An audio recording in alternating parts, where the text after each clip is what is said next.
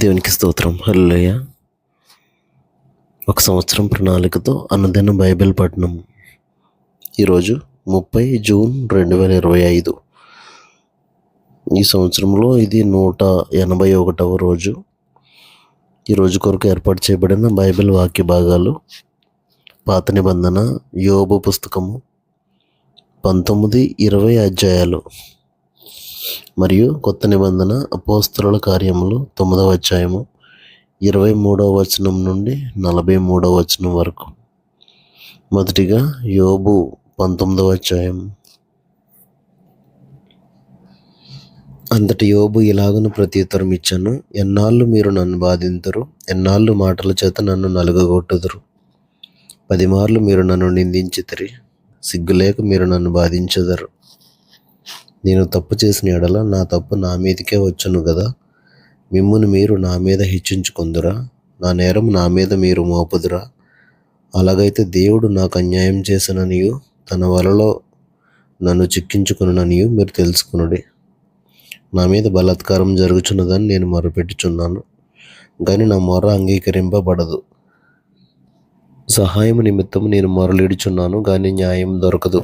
నేను దాటలేకుండా ఆయన నా మార్గమునకు కంచె వేసి ఉన్నాడు,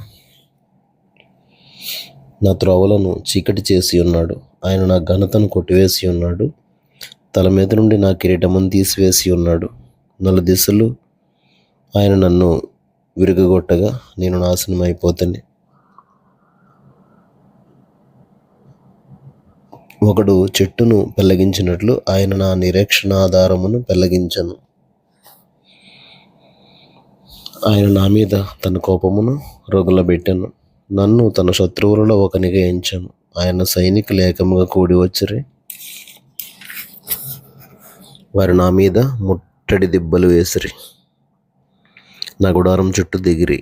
ఆయన నా సోదర జనమును నాకు దూరం చేసి ఉన్నాడు, నా నెలవరులు నాకు కేవలం అన్యులైరి. నా బంధువులు నా యొద్దకు రాకి ఉన్నారు, నా ప్రాణ స్నేహితులు నన్ను మర్చిపోయి ఉన్నారు. నా ఇంటి దాసదాసీజనులు నన్ను అన్యునిగా ఎంచెదరు, నేను వారి దృష్టికి పరదేశనై ఉన్నాను. నేను నా పనివాని పిలువగా వాడేం పలుకకుండా ఉన్నాడు. నేను వాని బతిమాలవలసి వచ్చాను. నా ఊపిరి నా భార్యకి అసహ్యము, నేను కనిన కుమారులకు నా వాసన అసహ్యం. చిన్నపిల్లలు సహా నన్ను తృణీకరించెదరు. నేను లేచుట చూచిన ఎడల బాలురు నా మీద దూషణలు పలికెదరు. నా ప్రాణ స్నేహితులకందరికీ నేను అసహ్యుడనైతిని. నేను ప్రేమించిన వారు నా మీద తిరగబడి ఉన్నారు. నా ఎముకలు నా చర్మంతోనూ నా మాంసంతోనూ అంటుకొని ఉన్నవి. దంతముల అస్థి చర్మము మాత్రము నాకు మిగిలింపబడి ఉన్నది. దేవుని హస్తము నన్ను మొత్తి ఉన్నది. నా మీద జాలిపడుడి, నా స్నేహితులారా, నా మీద జాలిపడుడి. నా శరీర మాంసము పోవుట చాలునను కొనక దేవుడు నన్ను తరుమునట్లుగా మీరేలా నన్ను తరుముదురు? నా మాటలు రాయబడవలనని నేనెంతో కోరుచున్నాను, అవి గ్రంథంలో రాయబడవలనని నేనెంతో కోరుచున్నాను. అవి ఇనుప పోగరుతో బండ మీద చెక్కబడి సీసంతో నింపబడి నిత్యము నిలువవలనని నేనెంతో కోరుచున్నాను. అయితే నా విమోచకుడు సజీవుడనియు తరువాత ఆయన భూమి మీద నిలుచుననియు నేను ఎరుగుదును. ఇలాగు నా చర్మం చీకిపోయిన తర్వాత శరీరంతో నేను దేవుని చూచెదను.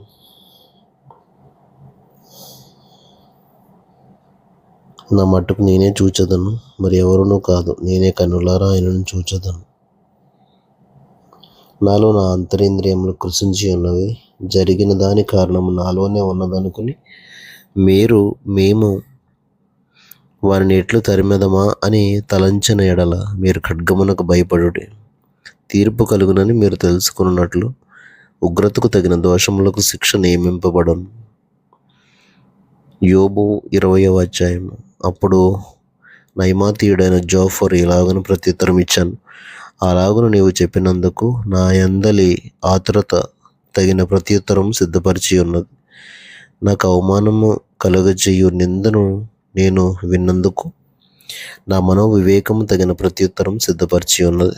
దుష్టులకు విజయం కొద్ది కాలముండును, భక్తిహీనులకు సంతోషము ఒక నిమిషము మాత్రం ఉండును.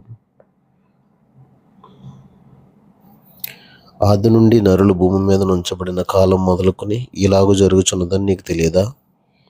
వారి ఘనత ఆకాశం అంత ఎత్తుగా పెరిగినను, మేఘములంత ఎత్తుగా వారు తలలెత్తినను, తమ మలము నశించు రీతిగా వారన్నిటికీ నుండకుండా నశించుదురు. వారిని చూచిన వారు ఏమైరని అడుగుదురు.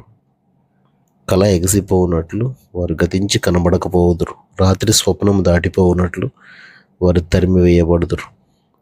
వారిని చూచిన కన్ను ఇకను వారిని చూడదు. వారి స్థలమున వారు మరి ఎప్పుడునూ కనబడరు.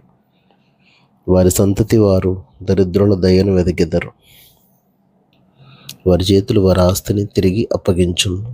వారి ఎముకలలో యవ్వన బలము నిండి ఉండును గాని అదియు వారితో కూడా మంటిలో పండుకొనును.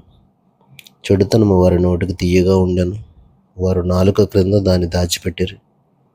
దాన్ని పోనీయక భద్రం చేసుకొనిరి. నోట దాన్ని ఉంచుకొనిరి. అయినను వారి కడుపులో వారి ఆహారం పులిసిపోవును. అది వారి లోపట నాగుపాముల విషమగును. వారు ధనమును మృంగివేసిరి గాని ఇప్పుడు దానిని మరల కక్కివేయుదురు. వారి కడుపులో నుండి దేవుడు దాన్ని కక్కించును. వారు కట్లపాముల విషమును పీల్చుదురు. నాగుపాము నాలుక వారిని చంపును. ఏరులై పారుచున్న తేనెను వెన్నపూసను చూచి వారు సంతోషింపరు. దేని కొరకు వారు ప్రయాసపడి సంపాదించి ఉండిరో దానిని వారు అనుభవింపక మరలా అప్పగించెదరు.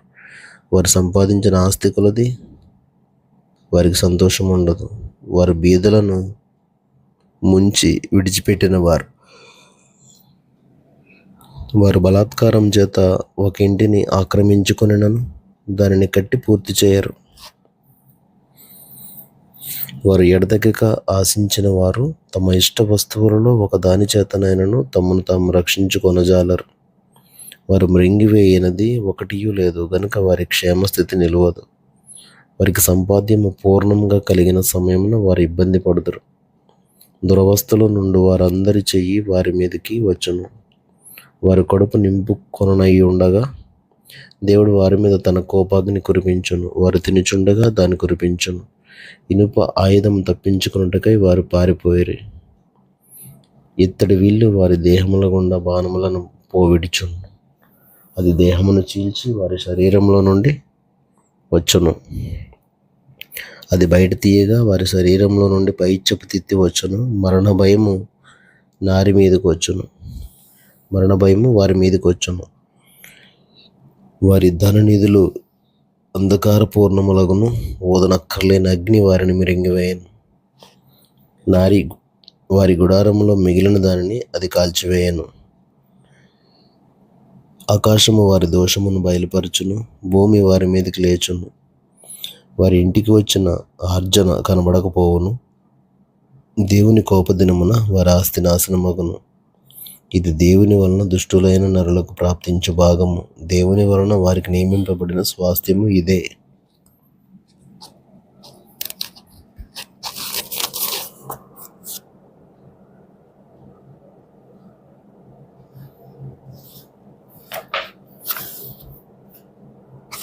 క్రొత్త నిబంధన అపోస్తల కార్యములు 9వ అధ్యాయము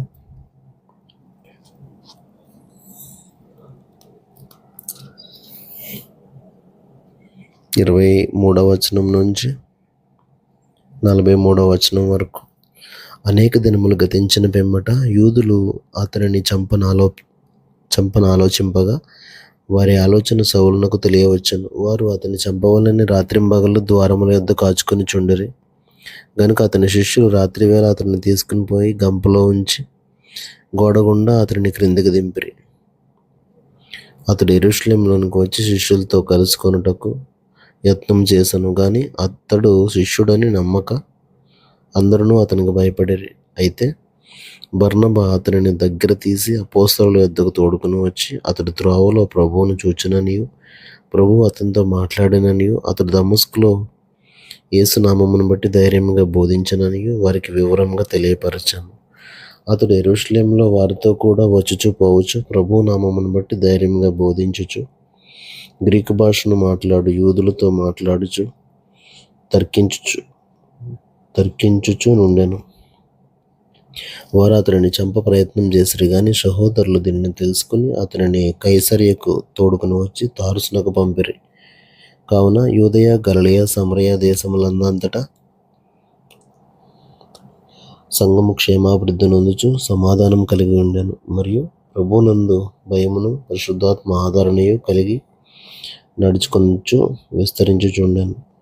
ఆ తరువాత పేతురు సకల ప్రదేశములలో సంచారం చేయుచు లుద్దలో కాపురమున్న పరిశుద్ధుల యొద్దకు వచ్చెను. అక్కడ పక్షవాయువు కలిగి 8 ఏండ్ల నుండి మంచం పట్టి ఉండిన ఐనేయ అను ఒక మనుష్యుని చూచి, పేతురు, ఐనేయ, యేసుక్రీస్తు నిన్ను స్వస్థపరచుచున్నాడు, నీవు లేచి నీ పరుపు నీవే పరుచుకొనుమని అతనితో చెప్పగా, వెంటనే అతడు లేచెను. లుద్దలోను